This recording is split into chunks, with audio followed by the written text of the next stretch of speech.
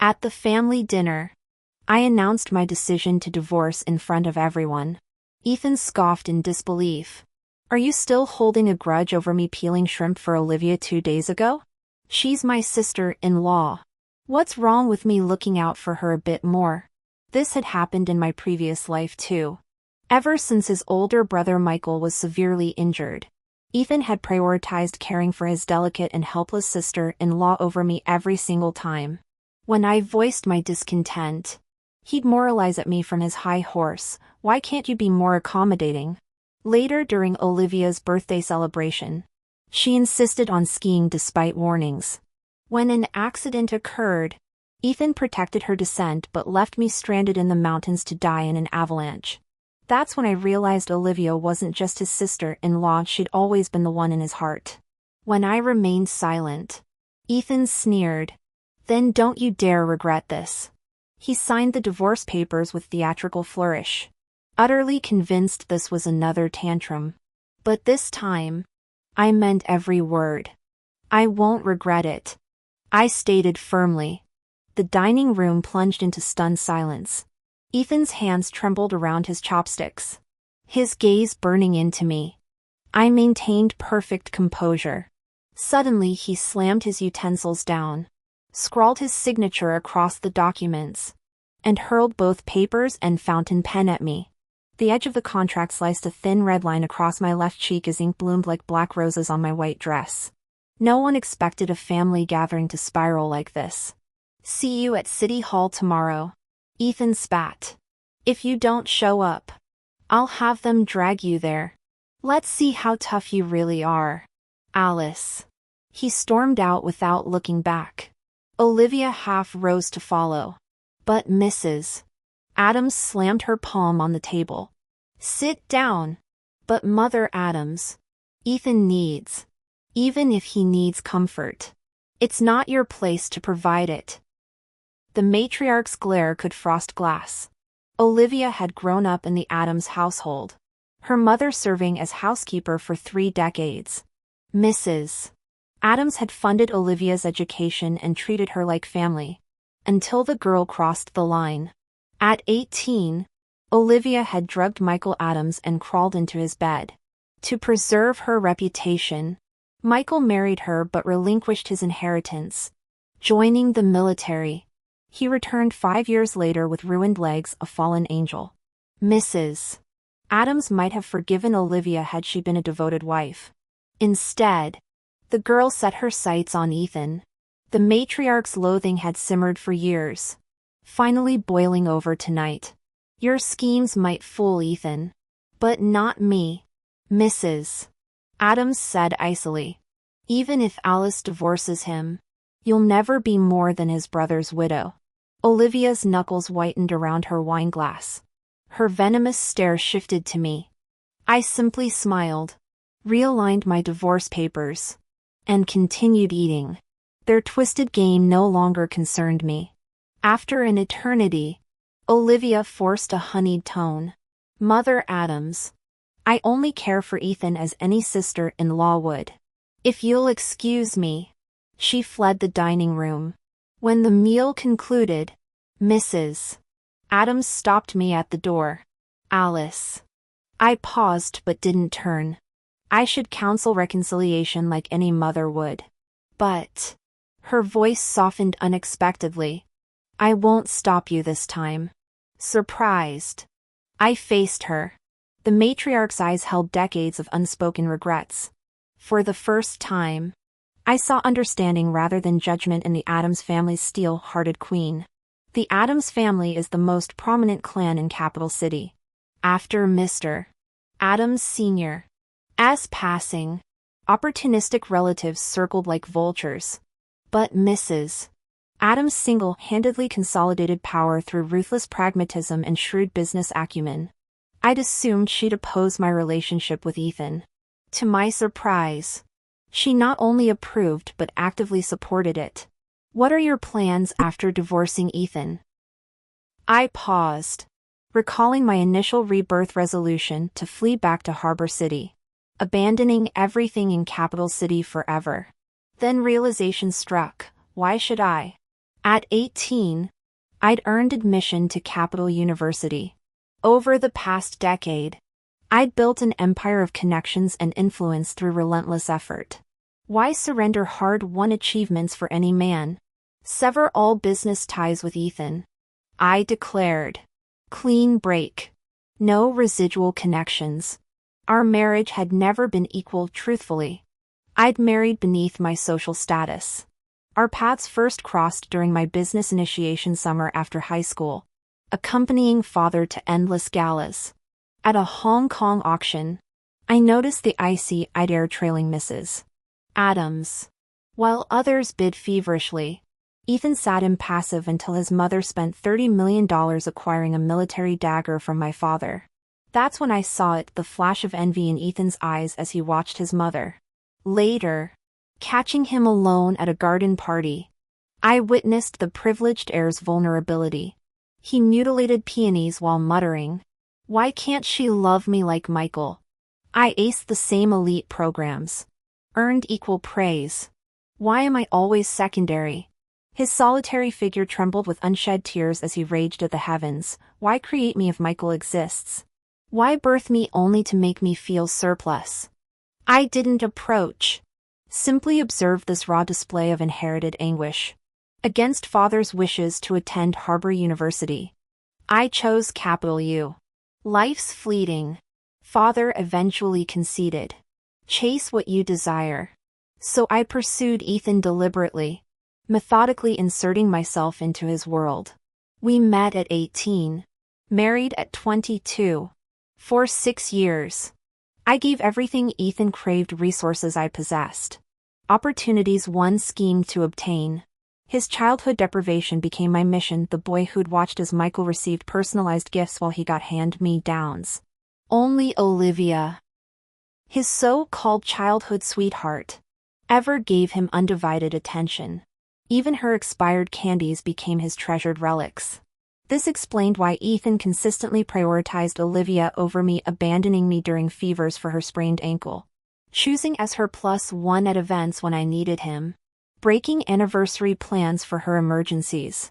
When I confronted him, "Are you my husband or Olivia's?"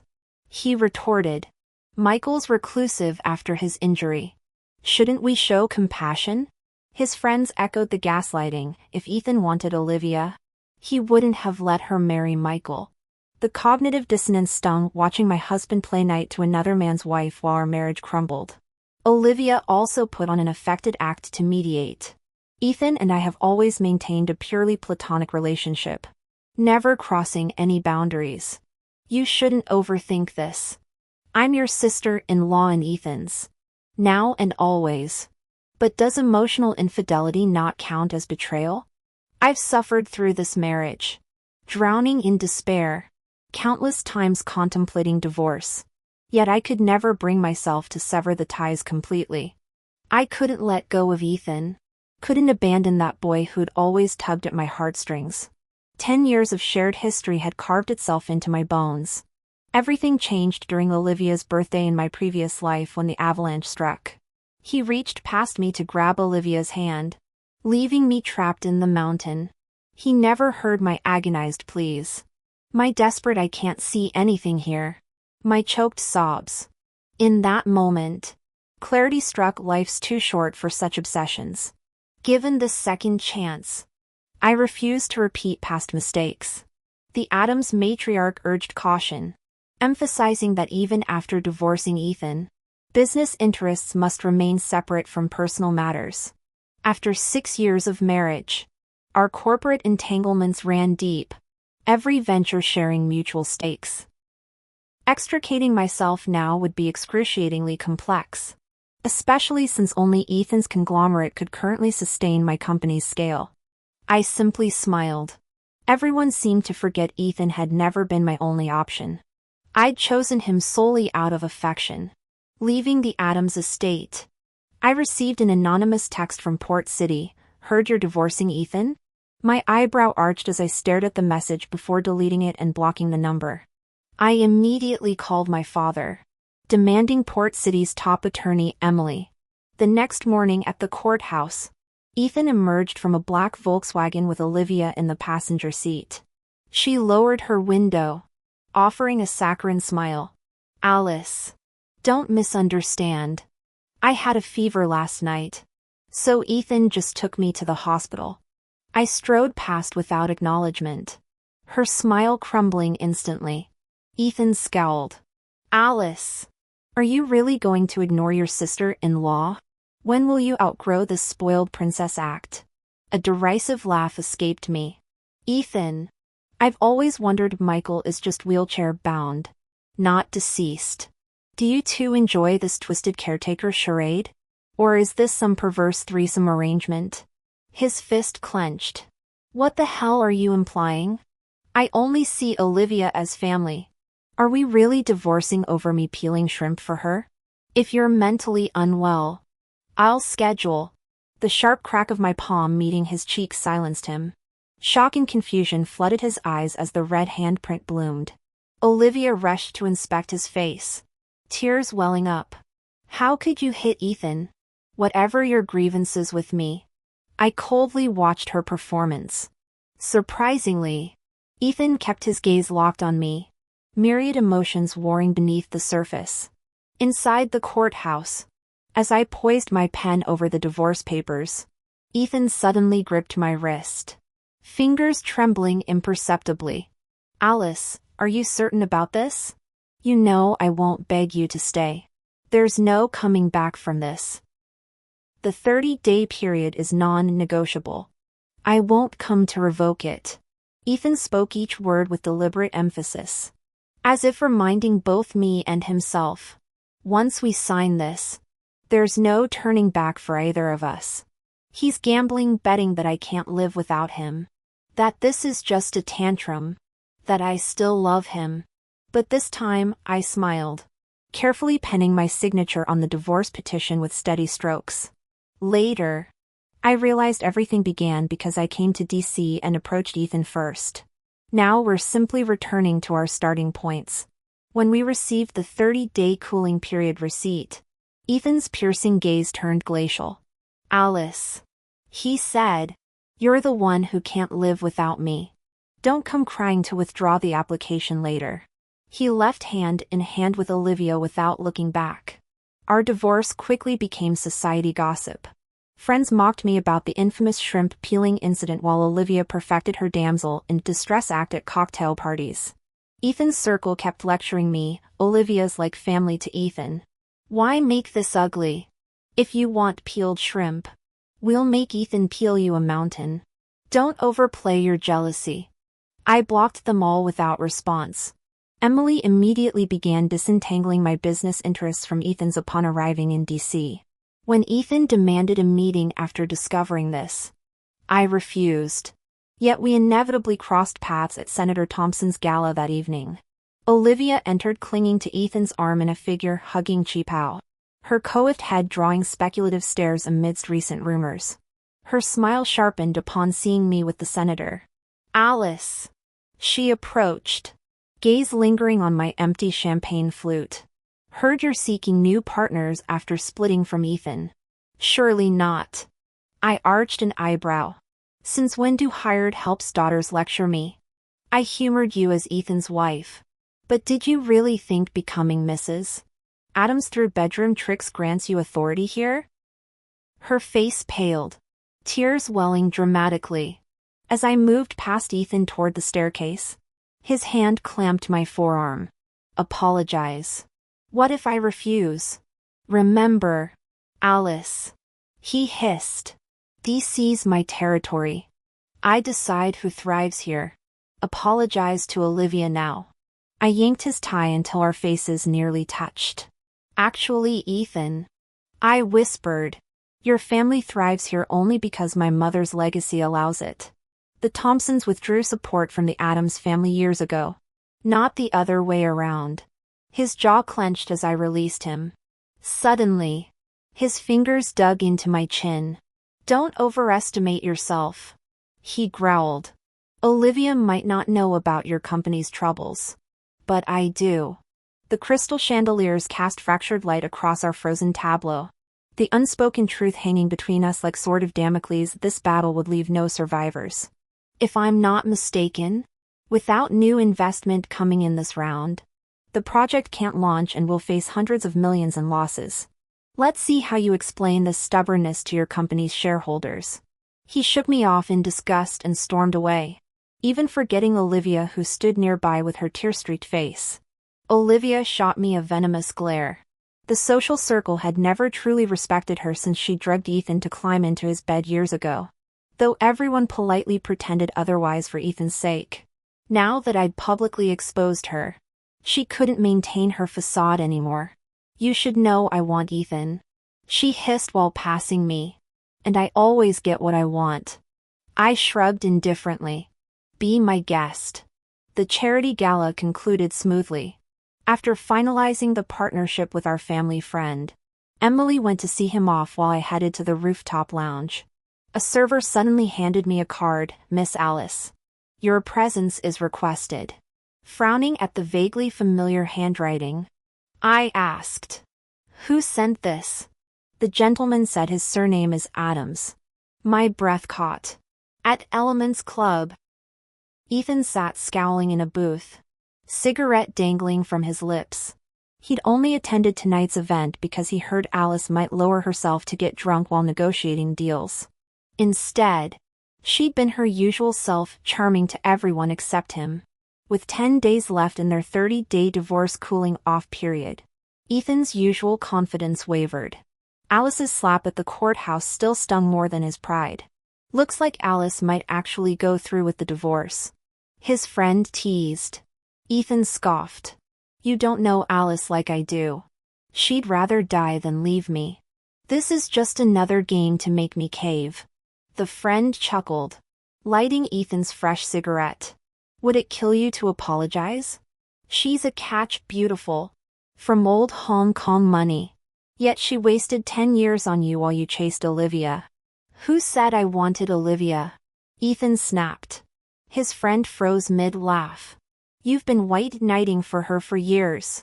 Using your brother as an excuse? Please. Ethan crushed his cigarette. Is it that hard to believe I actually love my wife? Why else would I marry her? Dead silence filled the VIP room. His friend gulped whiskey before asking, then why? Olivia? Ethan leaned back, exposing the vulnerable line of his throat. When everyone ignored the spare air, she noticed. Gave me candies even Michael never got. His bitter smile faded. Turns out sugar-coated pity still tastes bitter. Even when he later discovered that the candy had only ended up in his palm because Michael refused it, he still cherished it. This made him completely forget Alice's devotion over the past decade. Fresh sweets, remembered birthdays, exclusive gifts, skyscrapers bearing his name. Alice had quietly filled every void from his childhood long ago. Not your concern. I simply don't like Olivia. My assumption proved correct. The person who requested this meeting was indeed Michael, though he'd relocated to Harbor City after leaving military service. When had he secretly returned to the capital? Why summon me now? On the rooftop terrace, Michael sat across the table, pallid with strands of hair brushing his forehead. His white shirt hung slightly open at the collar. The tie loosened.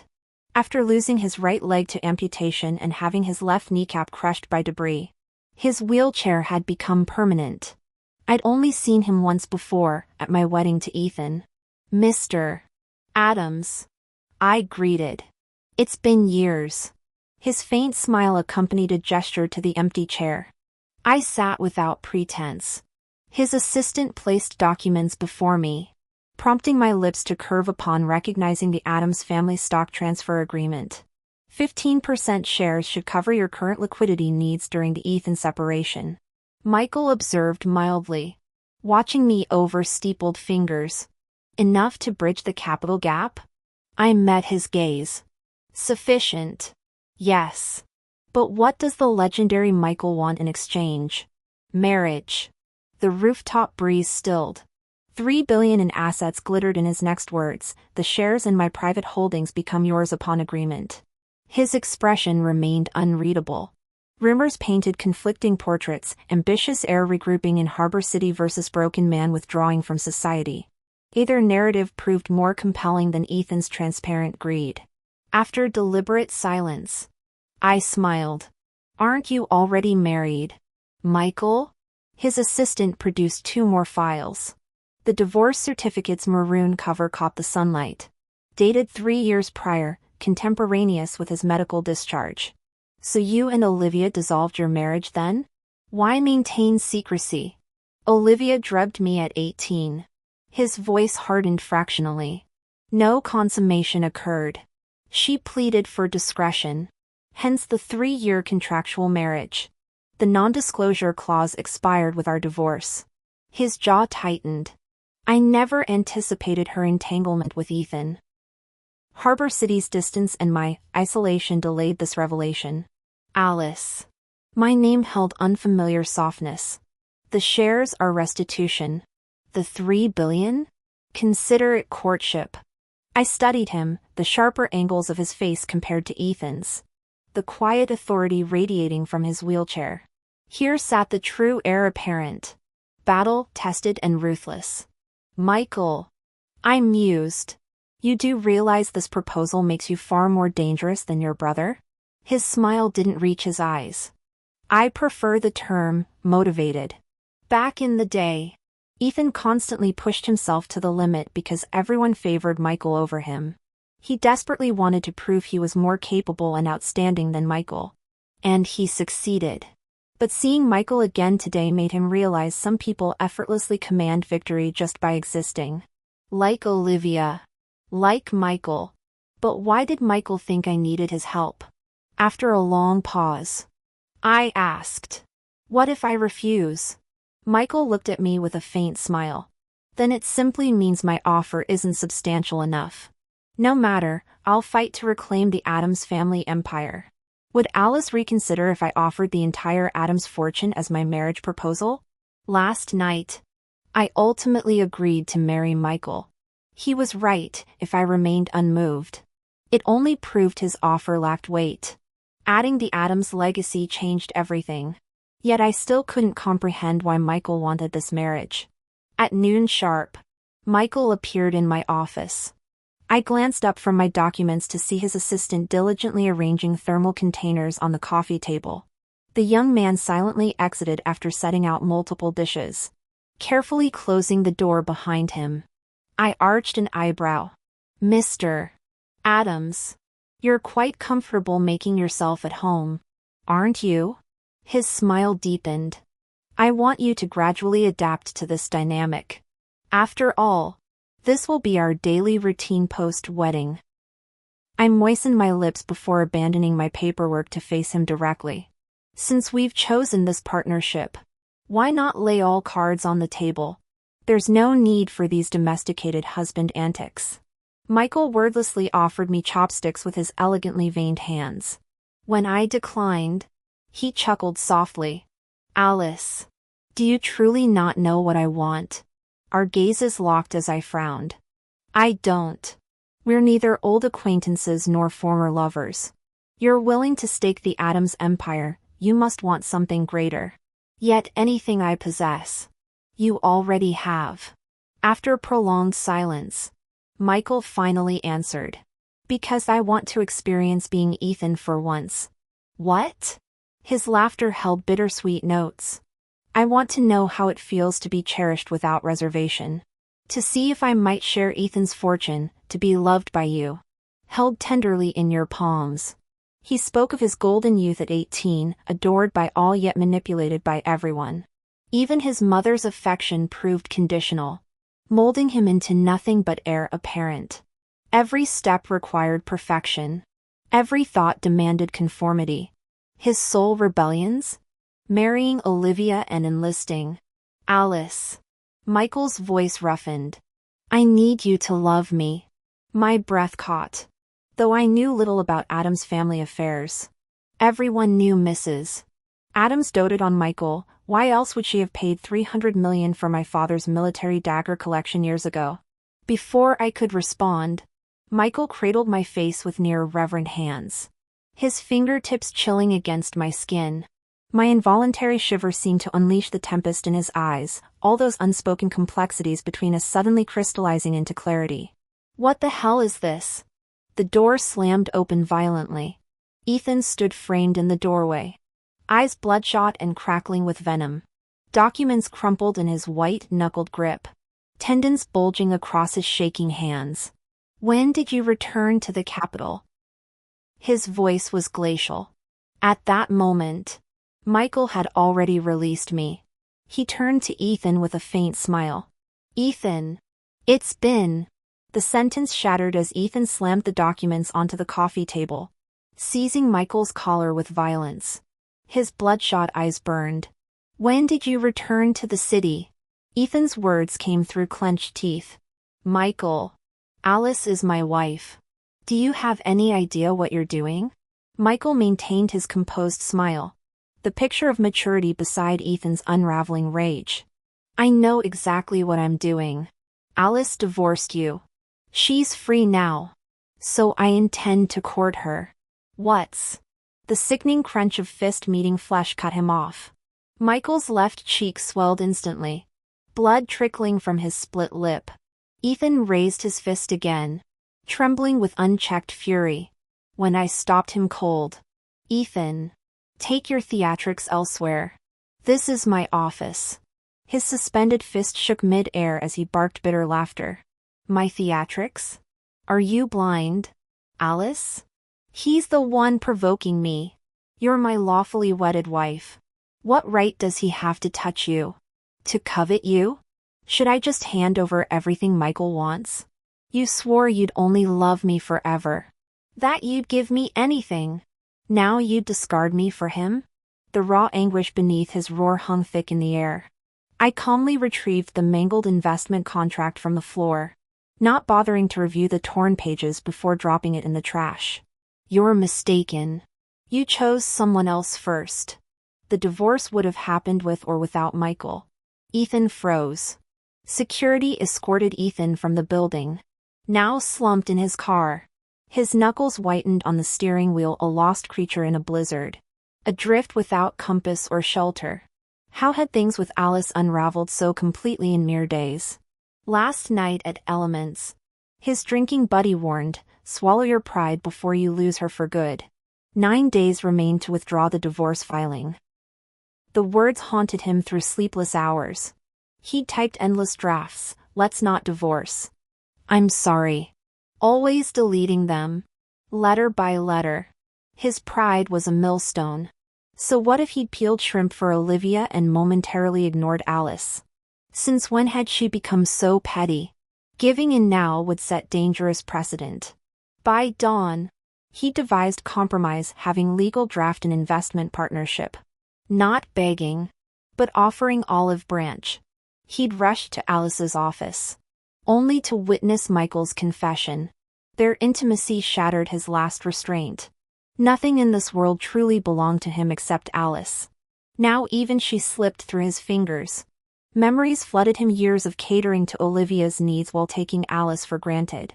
Her quiet disappointments piling like unread contracts. He couldn't even bear the thought of Michael accidentally brushing against me. What had I been thinking all these years when Ethan repeatedly abandoned me for Olivia? When the avalanche comes, no snowflake is innocent. He'd always stood on the moral high ground to accuse me, calling me petty, demanding I be more generous. But I truly loved him. That's why I went mad for him. Had breakdowns because of him. Didn't he see that? Back in the office, Michael hadn't left. The lunch he personally made was mostly ruined.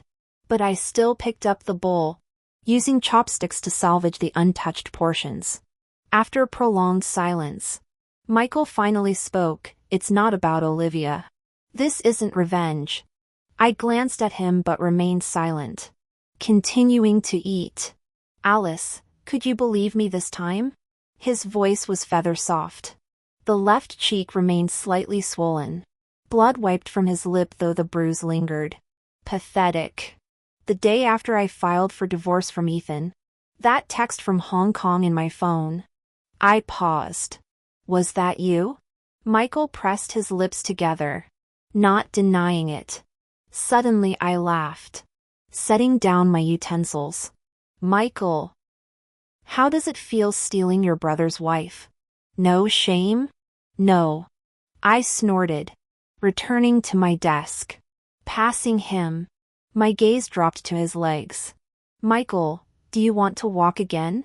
The cooling off period ended. At the civil registry, Ethan never showed.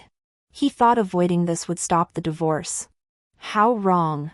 From the moment I decided, my mother had arranged everything. His presence meant nothing now.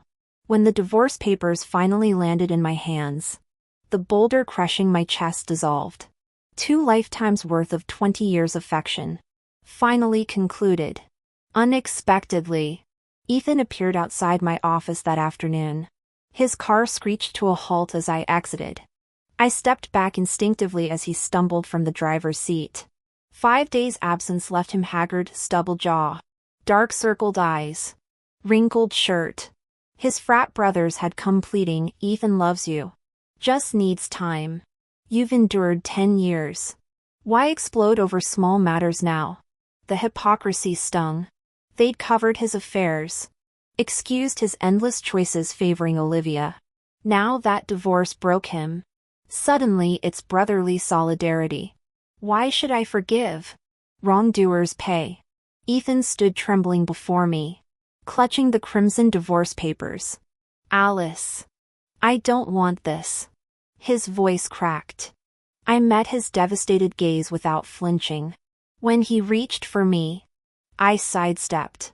His hand froze midair, face crumpling. You promised. Tears spilled down his cheeks. You said everyone could love Michael. It didn't matter because you'd only love me. That your love outweighed all others. You swore to never abandon me. Alice, have you forgotten everything? His eyes were already red. Yet I simply watched him in silence. I hadn't forgotten in our past life. I'd succeeded. Ethan was the most pitiful child in the Addams family, claiming no one loved him. So I gave him all my affection. I hated seeing him frown. So whenever he wrinkled his brow at disliked ingredients during meals, those items permanently vanished from our table. I adored his smiles and coy mannerisms. Even when he demanded to see first snow in June, I somehow made it happen, creating a night of artificial snowfall at the mountaintop observatory. After a prolonged silence, I pulled a tissue from my pocket and gently wiped his tear-streaked face. Ethan's eyes instantly brightened, parting his lips. He assumed forgiveness was coming until my calm voice cut through. It's not that I withdrew love. Ethan, you're the one who returned it to me. Some affections are endless. Others eventually run dry. Color drained from his face. Still he persisted. Barred from my office. He kept vigil outside corporate headquarters daily. When Olivia came pleading multiple times, he rebuffed her with none of his former tenderness. Eventually she confronted me hysterically. What witchcraft did you use? He was never like this before. I merely smiled. It's the security of being cherished versus the obsession with what's lost. When Michael formally re-entered society's spotlight, his first act was announcing the 3-year-old divorce from Olivia. The second? Our impending marriage. High society thrives on gossip, but only the powerless get swallowed by rumors. At our welcome banquet, every toast celebrated the Addams-Johnson reunion as destiny fulfilled.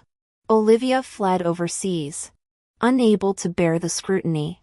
The Addams matriarch showed no surprise, having apparently anticipated this. Later I learned she planned to pair me with other promising family scions regardless of Michael's involvement. To her, I surpassed all Addams heirs. Preserving the family empire was her vow to her late husband, the same man whose $300 million military knife collection, I discovered, wasn't intended for Michael but constituted inherited relics. 6 months later, Michael and I obtained our marriage certificate. He lowered his gaze when remembering my teenage self drugging him to climb into his bed. Alice plays favorites, he murmured. Why should Ethan get what I'm denied? I promptly sealed my lips. At our wedding, Ethan sat through the ceremony with bloodshot eyes, drowning himself in liquor. Family members hovered nervously, expecting disruption that never came. His sole act was gifting me 50% of Adam's family shares during the reception. I know why you chose Michael. He can give you the company, so can I. Alice, come back? Shaking my head yet keeping the documents. I stated, next time we meet, you'll call me sister-in-law. I walked away leaving him shattered. Returning to our bridal suite that night, I found Michael waiting. His eyes darkened seeing the share transfer papers in my hand. I pretended not to notice, brushing past him wordlessly. Suddenly he grabbed my wrist. Alice Johnson, is there anything else you want? I arched an eyebrow, withdrew my hand, and continued walking toward the inner chamber. Michael clenched his fist. Alice, you can't just, he abruptly stopped mid-sentence, his gaze locking onto the object in my hand as his expression froze. It was a prosthetic arm. After investing in a medical equipment startup, this is their latest prototype, serial number 1. I tilted my head, lips curving into a smile that didn't reach my eyes. You'll be its first and last user. Michael released a shaky breath, the tension dissolving into astonished laughter. This is exclusively mine? Custom built for your needs alone. I confirmed, watching his fingers trace the carbon fiber joints with reverent curiosity. The afternoon sunlight caught the titanium plating, casting fractured reflections across his wedding band as his thumb kept rotating the empty ring finger, a nervous tick I'd come to recognize during our decade-long chess match of corporate takeovers and whispered hotel room negotiations.